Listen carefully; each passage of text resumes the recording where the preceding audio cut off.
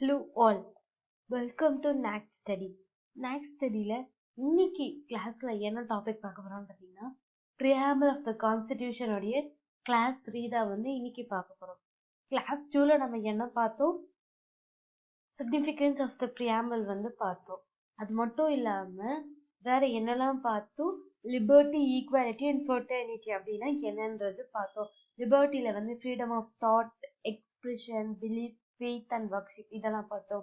And ஈக்வாலிட்டியில civic, economic and political equality பார்த்தோம்.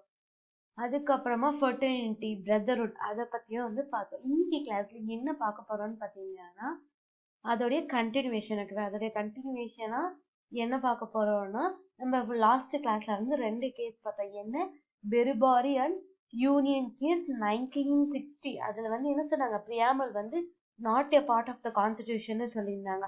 அதுக்கப்புறம் Kesavananda Bharathi case 1973. அதுல என்ன சொல்லியிருந்தாங்க? Preamble part of the constitution தான் சொல்லியிருந்தாங்க. இன்னைக்கு என்ன பார்க்க போறோம்னா LIC of India கேஸ், ஓகேவா? அதுல என்ன சொல்லியிருக்காங்கன்னு பாத்தீங்கன்னா Preamble part of the constitution அப்படின்னு சொல்லியிருக்காங்க, ஓகேவா? எப்ப நடக்குது? 1995ல. LIC of India கேஸ் 1995ல. இந்த கேஸ்லயுமே சுப்ரீம் கோர்ட் திரும்பவும் என்ன சொல்றாங்கன்னா Preamble integral part of the constitution அப்படின்னு சொல்றாங்க, ஓகேவா? நம்ம 2 things ரொம்ப இம்பார்ட்டண்டா நோட் பண்ணோம். அது என்னன்னு பாத்தீங்கன்னா Preamble neither a source of power to the legislator, ஓகேவா? லெஜிஸ்லேட்டருக்கு Preamble ஒரு பவர் கிடையாது. லெஜிஸ்லேட்டர்னா யாருன்னு பாத்தீங்கன்னா யார் ஒருத்தவங்க லாஸை கொண்டு வராங்களோ, புதுசா ஒரு நியூ லாவை கொண்டு வராரோ அவர் தான் யார்? லெஜிஸ்லேட்டர், ஓகேவா? அந்த லெஜிஸ்லேட்டருக்கு இந்த Preamble ஒரு சோர்ஸ் ஆஃப் பவர் கிடையாதுன்னு சொல்றாங்க. அது மட்டும் இல்லாம நிறைய prohibition upon the powers of legislator, ஓகேவா? லெஜிஸ்லேட்டருடைய பவரையுமே என்ன இது ப்ரோஹிபிட் பண்ணாதுன்னு சொல்றாங்க. இதுதான் ஃபர்ஸ்ட் பாயிண்ட். செகண்ட் என்ன சொல்றாங்கன்னு பாத்தீங்கன்னா இது நான் ஜஸ்டிசபிள், ஓகேவா? நான் ஜஸ்டிசபிள்னா என்னன்னா இது சரியா தப்பா அப்படின்னு என்ன யாராலுமே சொல்ல முடியாது அப்படின்னு சொல்றாங்க. இங்க என்ன பார்த்தோம்? நம்ம 2 things பார்த்தோம். 2 things ரொம்ப இம்பார்ட்டண்டா நோட் பண்ணோம். ஃபர்ஸ்ட் என்ன பார்த்தோம்? Preamble neither a source of power to the legislator, லெஜிஸ்லேட்டருக்கு என்ன அது ஒரு சோர்ஸ் ஆஃப் பவர் கிடையாதுன்னு பார்த்தோம். அதே மாதிரி லெஜிஸ்லேட்டருடைய பவருமே என்ன பண்ணாது? ப்ராகிபிட் பண்ணாதுன்னு பார்த்தோம். இதுதான் ஃபர்ஸ்ட். செகண்ட் பாயிண்ட் என்ன பார்த்தோம்னா இது நான் ஜஸ்டிசபிள், ஓகேவா? இது ரைட் ஆடுறாங்கன்னு யாராலுமே சொல்ல முடியாது. அதுதான் என்ன நான் ஜஸ்டிசபிள் அப்படின்னு சொல்லியிருக்காங்க. அண்ட் இந்த Preamble 4 இன்கிரீடியன்ஸ் எல்லாம் 4 காம்போனன்ட்ஸை மெயினா சொல்லியிருக்காங்க. அது என்னன்னு பார்க்கலாம். First source of authority of the constitution, ஓகேவா? கான்ஸ்டிடியூஷனுடைய சோர்ஸ் ஆஃப் அத்தாரிட்டி யார்கிட்ட இருந்து வருதுன்னு சொல்லியிருக்காங்கன்னா authority derives its authorities people of India, ஓகேவா? பீப்புள் ஆஃப் இந்தியா கிட்ட இருந்து என்ன பண்றாங்களா? இந்த கான்ஸ்டிடியூஷன் உடைய source of authority people of India கிட்ட இருந்து தான் வந்திருக்குன்னு சொல்றாங்க. இதுதான் எதுல சொல்றாங்க? Source of authority of the கான்ஸ்டிடியூஷன்ல சொல்லியிருக்காங்க, ஓகேவா? Source of authority of the கான்ஸ்டிடியூஷன்ல என்ன சொல்லியிருக்காங்க? It drives its authority from the people of India. People of India கிட்ட இருந்து என்ன கான்ஸ்டிடியூஷனுடைய அத்தாரிட்டி வந்திருக்குன்னு சொல்லியிருக்காங்க. And nature of Indian state second, ஓகேவா?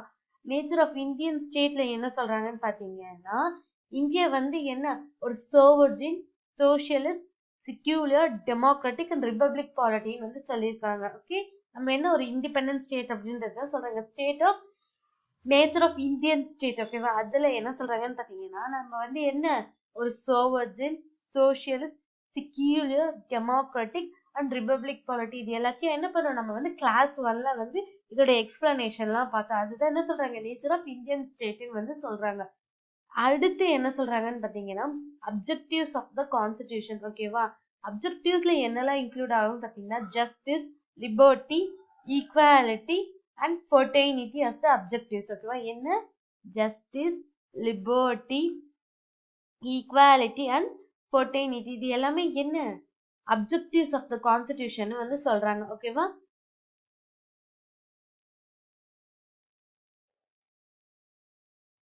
and date of adoption பாத்தீங்கன்னா எப்ப சொல்லியிருக்காங்கன்னா November 26, 1949, ஓகேவா? November 26, 1949ல தான் என்ன பண்ணிருக்கோம், நம்ம வந்து நம்மளுடைய கான்ஸ்டிடியூஷனை அடாப்ட் பண்ணிருக்கோம்னு வந்து சொல்றாங்க.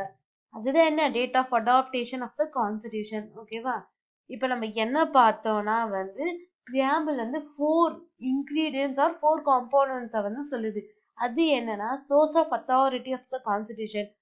source of authority னா என்ன, இந்த கான்ஸ்டிடியூஷன் உடைய அத்தாரிட்டி வந்து யார்கிட்ட இருக்கு அப்படின்னா, யார்கிட்ட இருக்கு, people of India, Indian people கிட்ட தான் என்ன இருக்கு, அத்தாரிட்டி இருக்குன்னு வந்து சொல்லியிருக்காங்க. Nature of Indian state, nature of Indian ஸ்டேட்ல என்ன சொல்றாங்கன்னு பாத்தீங்கன்னா, இந்தியா வந்து ஒரு sovereign, socialist, secular, democratic and republic கண்ட்ரின்னு வந்து சொல்றாங்க.